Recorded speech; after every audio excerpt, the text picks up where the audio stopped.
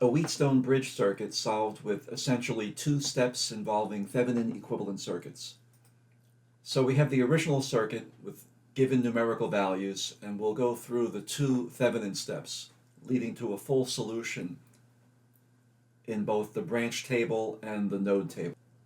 So first, let's clear the branch and node tables, and we'll show a table for Thevenin values that get calculated along the way. And here is our first Thevenin step. In the branch table, notice I have the voltage source, 54 volts, and for each of the 5 resistances, I'm listing them in the branch table. Now for our first Thevenin step, the idea of the Thevenin equivalent circuit is to identify a portion of the circuit as an output and the remainder network to be replaced by the Thevenin equivalent circuit. So I'm choosing the bridge resistor R5, the 20 ohms, that will be at the output. The remaining resistors and power supply, you can verify for yourself that between the two nodes for each component that the circuit is correct. So with the output open or missing, we take the rest of the network and we seek to find the Thevenin volts and Thevenin ohms. For the volts at output points A, B, with the open output, we see that we essentially have two loops, a counterclockwise loop at the top, C, A, D, C, and a clockwise loop at the bottom, C, B, D, C. You can also view this as each loop having its own 54-volt supply.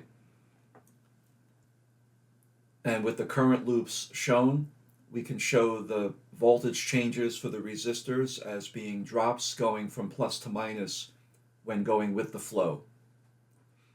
So the volts at A and B then is the increase in volts across the 60, and since that's a series connection at the bottom with the 12, we can use the voltage divider formula.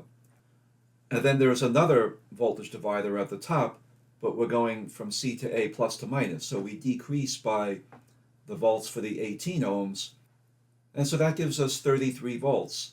Now for the Thevenin resistance, we're looking at the resistance as measured at the output points, and for that calculation we short circuit any voltage sources.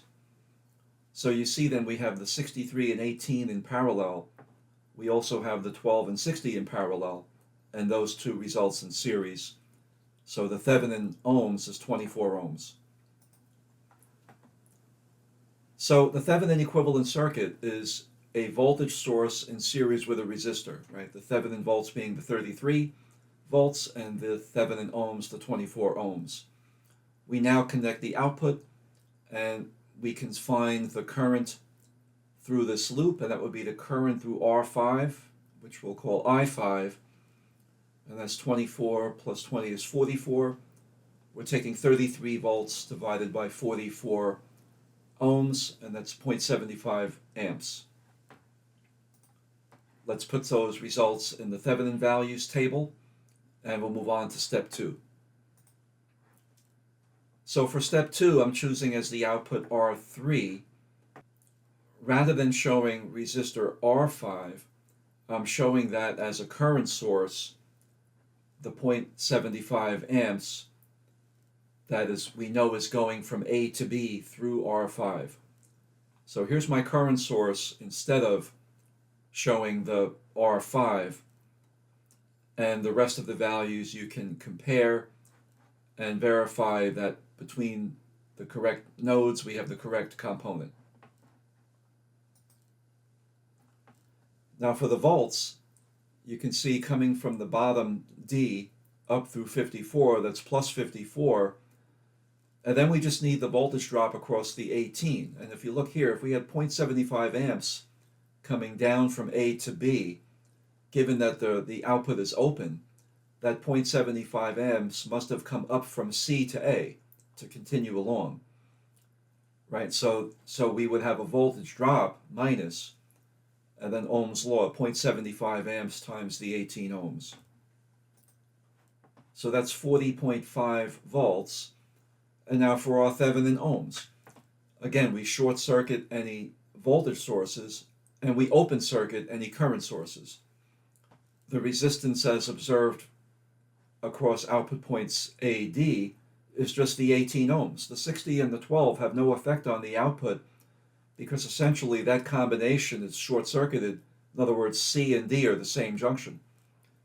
So we just get the 18 ohms as measured at the output.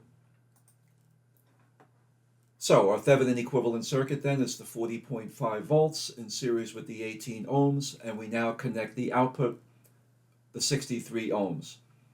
So 18 and 63 is 81. 40.5 volts divided by 81 ohms is half an amp. And we complete our Thevenin values table, and also the I5, the current through R5, is shown in the table, and I3, the current through R3, is shown in the branch table.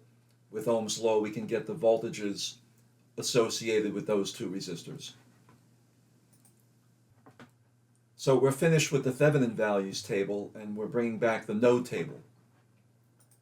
And we can actually complete the node table by starting at D, which we counted as ground, and we can come up through R3, and that would then take us to node A as being the voltage change across R3, which was 31.5 volts. And continuing from A to B, knowing that the current goes from left to right, based on our results of Thevenin step 1, we would then subtract the voltage change for R5, which is 15 volts. So 31.5 minus 15 is 16.5. We have a complete node table now. And so for the remaining three resistors, R1, 2, and 4, we simply can find voltage changes based on node voltage differences. For example, R1, the 18 ohms, is across points C, A. And C is 54, A is 31.5, the difference 22.5. With the volts, we can calculate the amps from Ohm's law. The only value that remains is the total current, but some analysis, for example, at point C, tells us that the current from the source splits up into the currents through resistors 1 and 2. So we can just simply get the 1.875 from 1.25 plus 0.625. So we have a completed branch table and node table. That's the solution. Wheatstone bridge involving two steps, each being a Thevenin equivalent circuit.